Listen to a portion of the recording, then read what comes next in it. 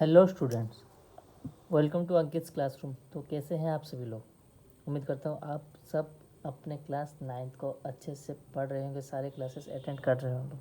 तो बेटा, हम सब ने पढ़ा था कि मैटर इन आवर सराउंडिंग्स के ये जो नोट्स थे, हमने आपको बताए थे कि पंचों तत्वों के बारे में बताया था, अर्थ, फायर, स्काई, वाटर, एयर, इन सब के बारे में बताया था, पार्टिकल्स के नेचर के बारे में बताया था, स्टेट्स ऑफ मैटर के बारे में बताया था, कितने स्टेट्स के मैटर होते हैं और किन टाइप के उनके ऊपर क्लासिफिकेशन होते हैं, एनर्जी को लेकर होते हैं, डिस्टेंस बिटवीन पार्टिकल्स को लेकर क्लासिफिकेशन होते हैं, इन सॉलिड, लिक्विड और गैस, इन तीनों का हमें डिफरेंस भी देखा था।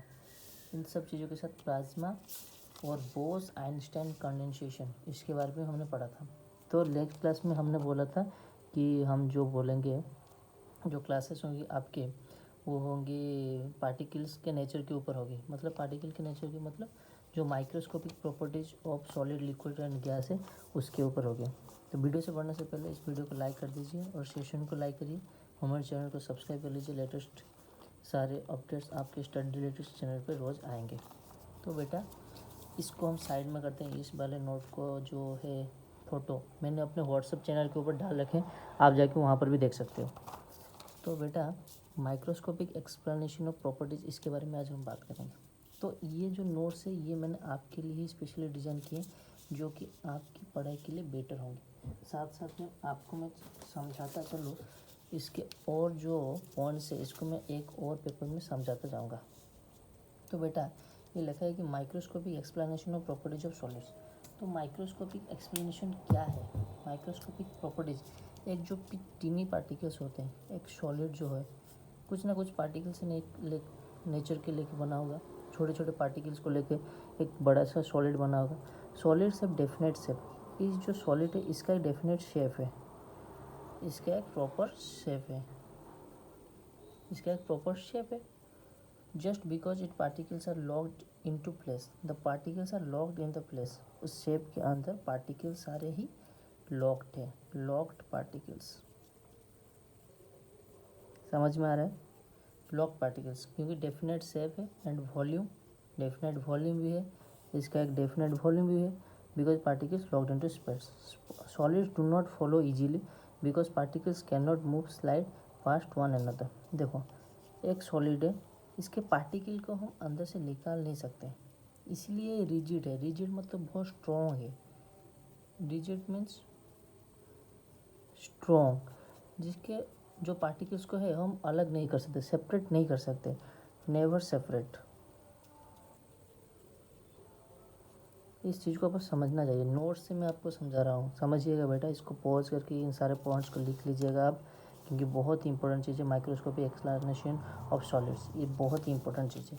Solids are not easily compressible. एक जो भी सॉलिड का चीज़ लीजिए, मेटल ले लीजिए या फिर कोई भी एक आयरन ले लीजिए, iron particle,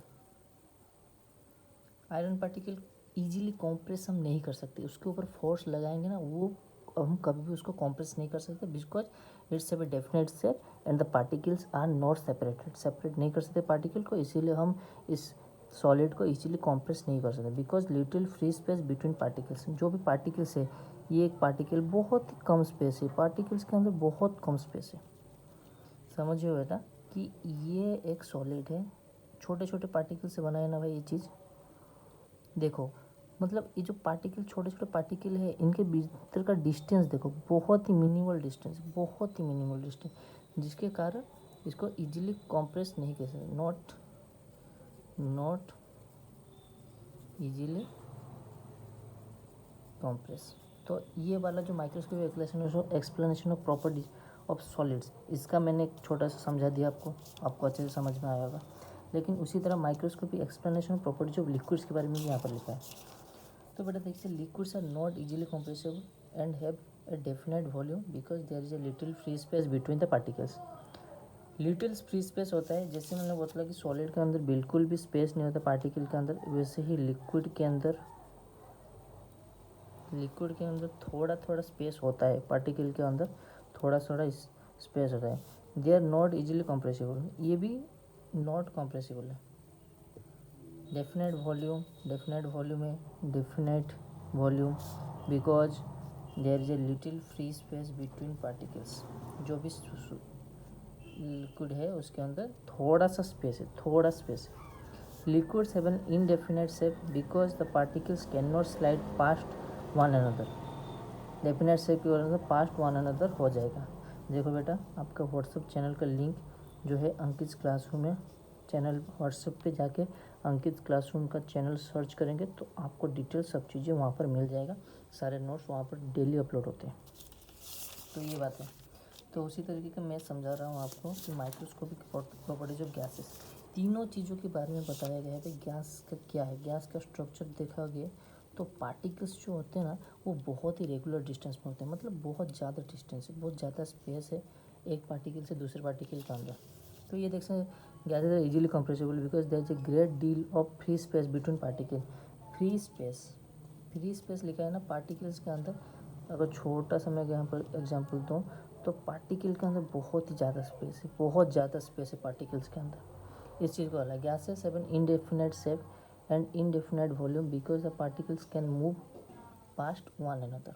gases have an indefinite shape. Gases का कुछ शेप नहीं होता है बेटा।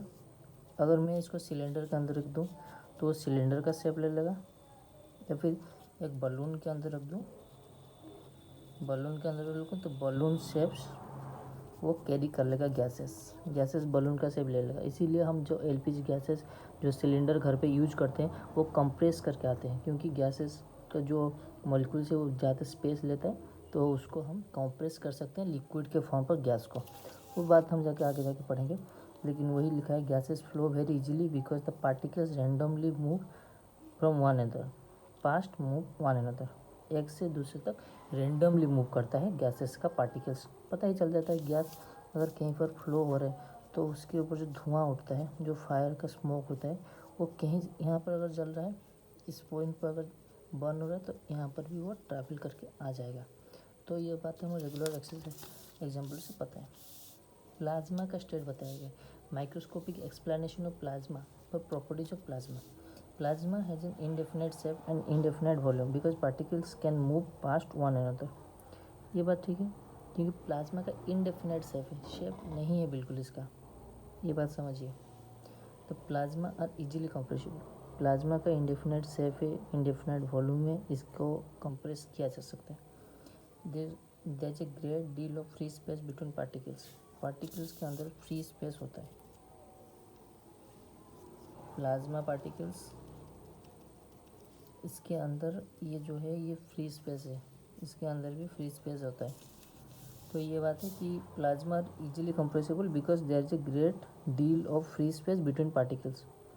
पार्टिकल्स के अंदर फ्री स्पेस होता है, इसीलिए इसको स्टोर किया जा सकता है। जैसे एलपीजी के अंदर होता है कि जो भी गैसेस होते हैं उसको हम लिक्विड के फॉर्म पे एलपीजी गैस सिलेंडर पे कंप्रेस करते हैं। समझा? ठीक है, एलपीजी के फॉर्म में हम कंप्रेस करते हैं। Plasma are good conductors of electricity. Electricity plasma gases के अंदर करंट पास हो सकता है क्योंकि affected by magnetic fields and they are composed of ions. Because plasma जो होता है, प्लाज्मा ये आयन्स कैरी करता है। आयन्स कैरी मतलब प्लस चार्ज या फिर माइनस चार्ज, जिसके तहत इलेक्ट्रिक फील्ड ट्रांसफ़र करेगा एंड मैग्नेटिक फील्ड में भी आपका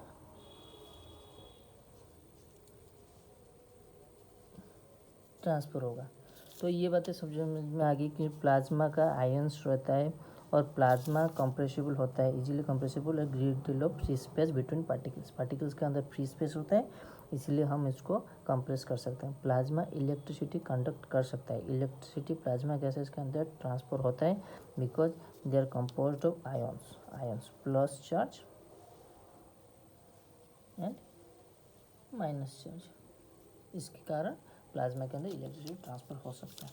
ये गया बेटा आपका माइक्रोस्कोपिक प्रॉपर्टी।